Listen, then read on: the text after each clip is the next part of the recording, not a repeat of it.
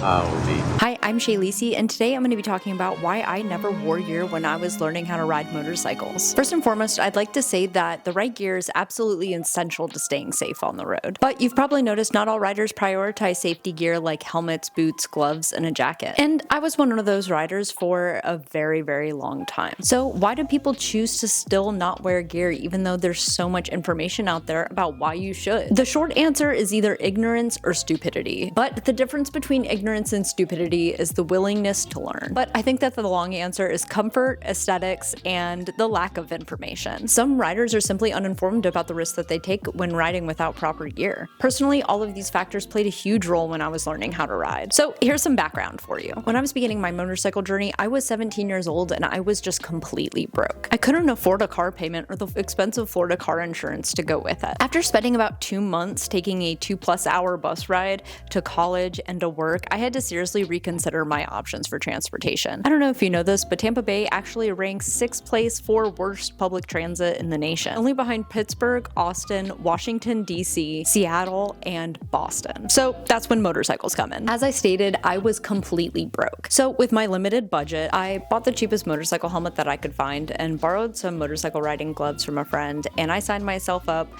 for Joe's motorcycle course, which was taught in an abandoned Mason's furniture parking lot. After getting my $200 motorcycle endorsement, I turned to Craigslist and bought a $900 Suzuki GZ250. I was ready to hit the road with zero knowledge of motorcycles and biker culture, which, to be honest, at the time, I really didn't think that it was a big deal. Tons of people get into a car every single day and they don't know anything about how a car operates or anything about car culture, so what was the big deal? So now that you've gotten some context into little Shay's brain, let's actually talk about motorcycle gear. Some motorcyclists will argue that riding in gear is restrictive and uncomfortable. I am some motorcyclists. Here in sunny Florida, where you can ride year-round, we can experience heat waves during practically every single month of the year. The idea of pulling up to work or school in full gear every single time seemed exhausting. It wasn't that I didn't want to do it, I was unwilling. First and foremost, let's talk about the gear that I am and have always been willing to wear: a helmet. Regardless of the speed, wearing a helmet while you ride can save your life. It's definitely not about following law, it's about protecting yourself so you can continue to ride cool motorcycles. It's common knowledge that there's only 2 types of riders: those that have gone down and those that will go down. And knowing that one day that the asphalt, or in my case, a tree, will come for us all, I will always advocate for you to protect your precious brain. Statistics don't lie, and wearing protective gear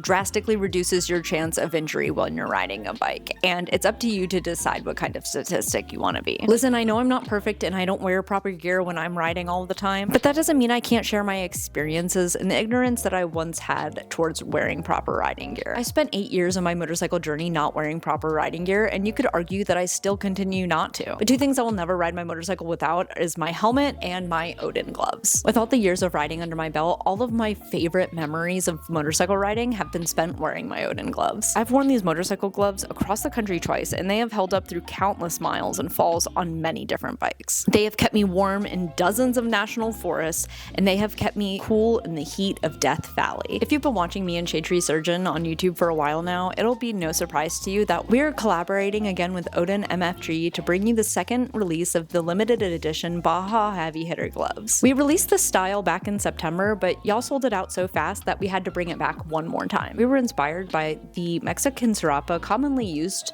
throughout motorcycle history as a bedroll. The side stretch panels expand with your hands when grabbing your handlebars that increase comfort while you ride. The glove combines lightweight breathability and EVA soft foam in the knuckles to help eliminate pressure points and increase protection. And of course, they come with the signature magnetic cuff and fingertips that allow you to use your phone without completely removing your glove. Shopping for motorcycle gear is very difficult, and the options in local stores are always very limited depending on where you live. And additionally, as a woman, my options are usually limited to pink, black, or an extra small men's pair. I've never found a brand of glove that offers all of their unique styles of gear that are also cut for a woman. If it wasn't for ODIN, I'd probably be wearing poor-fitting frog togs that would burn up on my exhaust pipe after one rainstorm. If it wasn't for ODIN, I probably wouldn't be wearing gloves at all. So go ahead and leave a comment on this video if you wear ODIN gloves, some other brand, or if you even wear gloves at all when you ride. And if you are interested in checking out the Brap ODIN collaboration,